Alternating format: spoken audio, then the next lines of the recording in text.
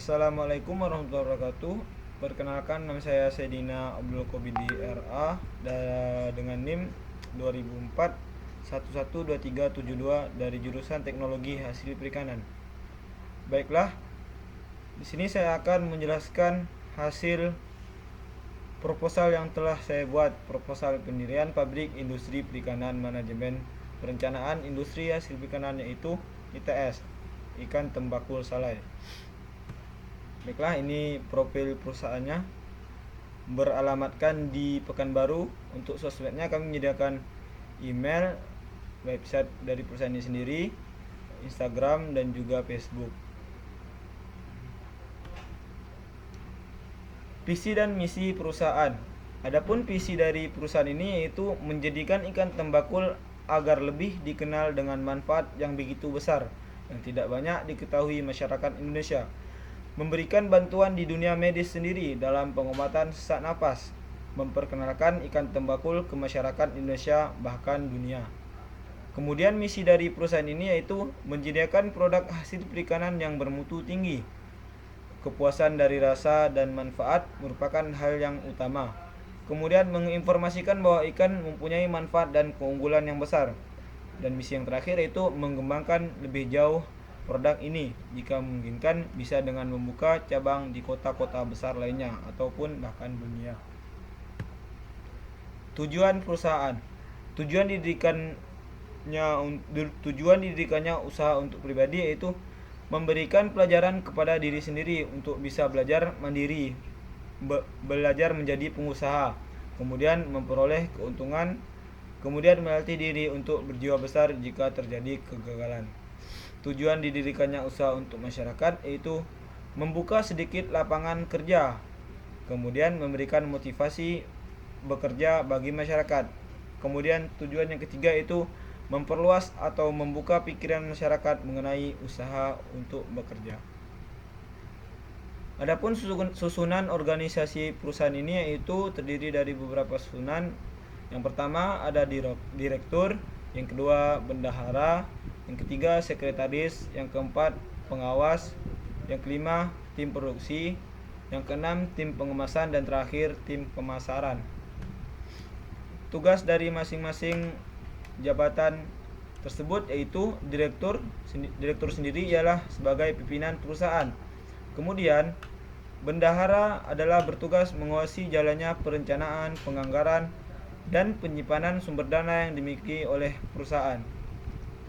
Adapun sekretaris bertugas membantu pimpinan perusahaan. Dalam hal ini mungkin sekretaris sendiri mengetahui rahasia dari perusahaan dan wajib menjaganya.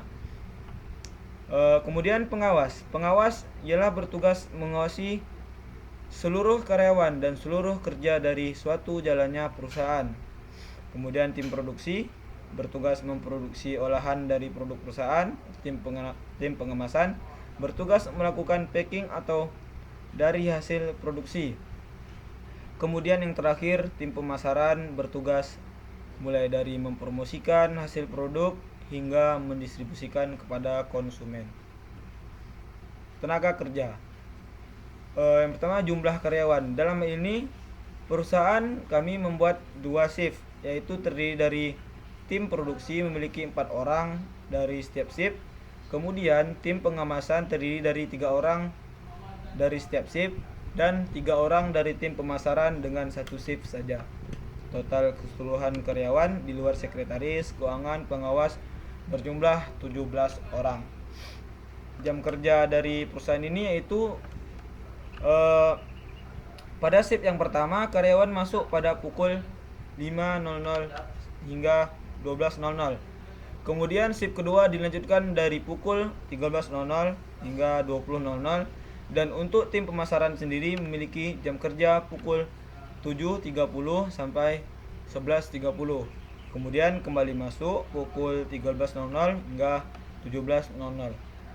Alasan mengapa dibuat 2 shift yaitu karena di sini ada proses penyalaian, maka dibutuhkan waktu yang lebih. Sehingga diperkirakan pada saat pagi hari pada pukul 8 tim pemasaran sudah bisa bergerak melakukan kerjanya. Penjelasan produk. Produk yang dibuat dari hasil perikanan ini ialah produk ikan salai tembakul. Ikan salai atau juga dikenal dengan ikan asap merupakan ikan yang diolah dari ikan segar. Kemudian, ikan tersebut dibersihkan isi perut dan insangnya, kemudian disalai. Ikan salai ini mengandung bumbu yang sangat sederhana, yaitu air dan garam saja. Tetapi, yang membuat rasa yang sangat khas ialah dari proses pengasapan itu sendiri. Bau yang juga dikeluarkan sangat sedap sehingga membuat orang tertarik mencobanya. Selain itu, warna kecoklatan dari ikan ini juga yang membuat ketertarikan dari orang untuk membelinya. Dengan bahan dan bumbu yang relatif murah, bisa menghasilkan hasil yang tentunya cukup wah untuk dinikmati. Ikan hasil salai tersebut juga bisa diolah lagi dengan memasaknya lagi, seperti dengan mungkin bisa saja dengan santan. Adapun proses pengolahan itu sendiri, pertama-tama terlebih dahulu ikan disortir sesuai ukuran.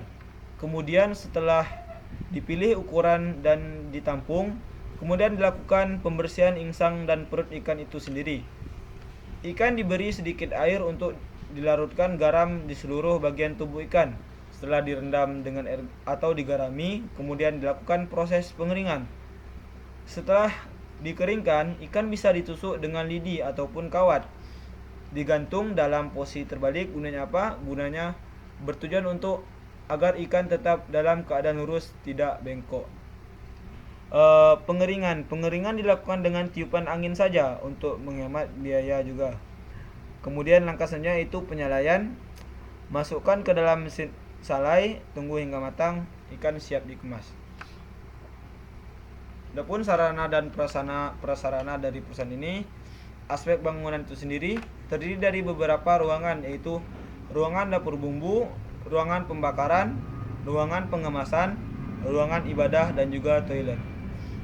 Peralatan kantor, beberapa peralatan kantor yaitu ruangan dengan fasilitas AC, WiFi, PC atau laptop, printer, telepon, meja, kursi, dan juga alat tulis. Kemudian peralatan produksi yaitu mesin salai, mesin perekat plastik atau sealer, kemudian alat dapur seperti pisau, mangkok, talenan, dan lain-lain. Kemudian wajan atau kuali, kompor, keranjang, timbangan, lidi, dan kayu. Bahan baku dan kemasan. Beberapa bahan baku yaitu ikan tembakul utuh, garam, jeruk nipis, dan air. Untuk bahan alat salai tersebut ialah hanya sabut kelapa atau arang, dan untuk bahan kemasan ialah plastik kemasan saja. Pemasaran. Strategi pemasaran. Dalam hal ini ada beberapa strategi yang digunakan, antara lain yang pertama, transaksional.